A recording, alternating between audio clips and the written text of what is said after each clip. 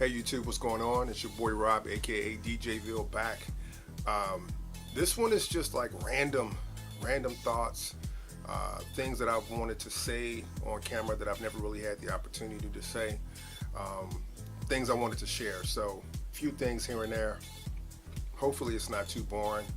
I will try to get through it as quickly as possible. So, here we go. The trap of collecting fragrances. This is what I would tell anybody. When you start buying fragrances, find out what you like, and when you get to like about 10 to 15 bottles, stop at that point and live with your fragrances. Wear your fragrances in a multitude of settings and see which fragrances really work for you and what fragrances you don't really care for that much. And then that would allow you the time to move some fragrances out and move some fragrances in. But keep it around 10 to 15 because that way you'll always get a chance to enjoy your fragrances, hopefully equally, and they'll all get love, and you'll really embrace your fragrances. One of the traps of collecting fragrances like I do, this is the negative part of it, is you're always looking for the next fragrance. It's never about the fragrance you just acquired. So many times I get fragrances and I get it and I'm looking ahead. I'm like, okay, now I gotta get that. Now I gotta get that. Now I gotta get that. And like they're just overflowing. Now I gotta get that. Now I gotta get that. And I don't truly get a chance to enjoy all my fragrances. I do wear all my fragrances and I enjoy having a big selection of fragrances, but I harken back to the late 80s, early 90s when my collection was always around 15 to 20, somewhere in that range.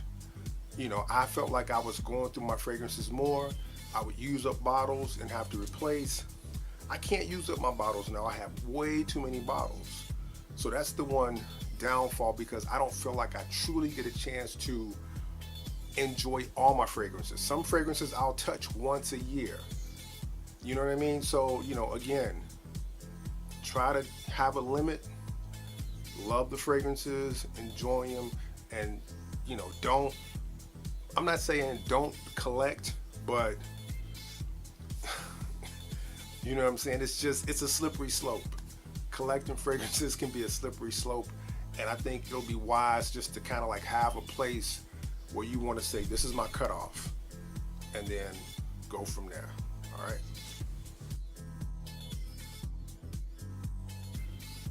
My first fragrance. I've kind of thought about that. I'm trying to, go back because I kind of got into fragrances in the mid 80s and, didn't purchase my own fragrance with my own money until probably like 88, 89. But I want to say my first fragrance purchase was either the first Perry Ellis release, I think it was Perry Ellis Pour Homme, or it was this one, and this is Armani Eau Pour Homme. All right, so I remember vividly this fragrance like in about like 86. I remember going to Marshall Fields, which was like a decent retailer in the Chicagoland area back in the day. Everybody loved Marshall Fields, and I was going to the store with my parents, and I used to always go to the fragrance counter and smell colognes, and I remember smelling this cologne and liking it and always kind of being drawn back to it. And I was thinking like, this is going to be the first fragrance I buy when I get my own money.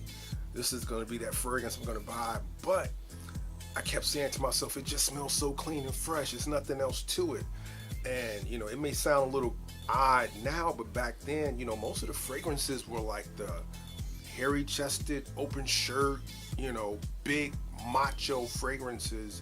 And a fragrance that was just clean and fresh was really not the norm. So, I eventually picked it up and it became one of my favorites. And I enjoy that fragrance till this day, even though some people may say it smells a little outdated. It is the classic masculine fresh fragrance. It's not like aquatic. It's not, what they're doing today. It's a gentleman fresh fragrance but I really, really enjoy it, and I've always wanted to just let you guys know what my first fragrance, purchase was. So that's one.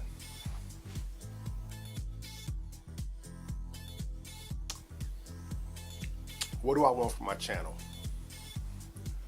I want people to find what they love in fragrance without, you know, interference from the peanut gallery, so to speak.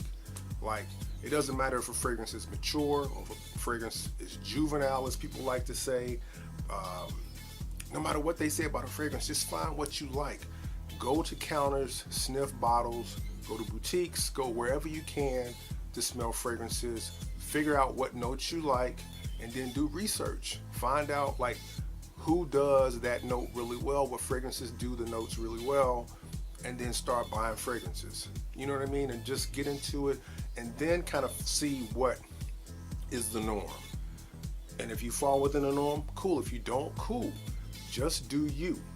Don't worry about what the trend is. You know what I'm saying? I just do me. I buy the fragrances that I like, and I know what I like. I've been into it for a long time, and I would hope that you would be able to get that watching my channel, because I try to do stuff that's off the beaten path. I think we all play a role in FragCom. You got people that do common fragrances, people that do niche, people that do high-end niche. Just find your lane, find the fragrances you like, and buy within your means. That's what I would hope. Okay, so I said, earlier about the negative of collecting, how it can get into always being about the next acquisition and not actually enjoying and appreciating the fragrance you just purchased. Well, the positive about being a collector is having such a huge fragrance wardrobe, to be able to look through all of your fragrances and say, I can pull any fragrance out for any occasion. I'm good to go. It's almost like having a really dope wardrobe and having a crazy amount of shoes and everything. You've got suits and everything you need to go out, and you don't have to think. You can just go through the closet and pick, and you have something that fits every occasion. I think really having fragrances is as important for guys as it is having nice shoes, having a nice belt, having a nice watch. I think all of those things are important for a guy, and I just really enjoy having a huge fragrance wardrobe where I can pull out a fragrance for any occasion, and I can smell different. I can smell like everybody else, but I can smell different, and that's kind of what I choose to do most of the time. But that's the positive to me about having a huge fragrance collection.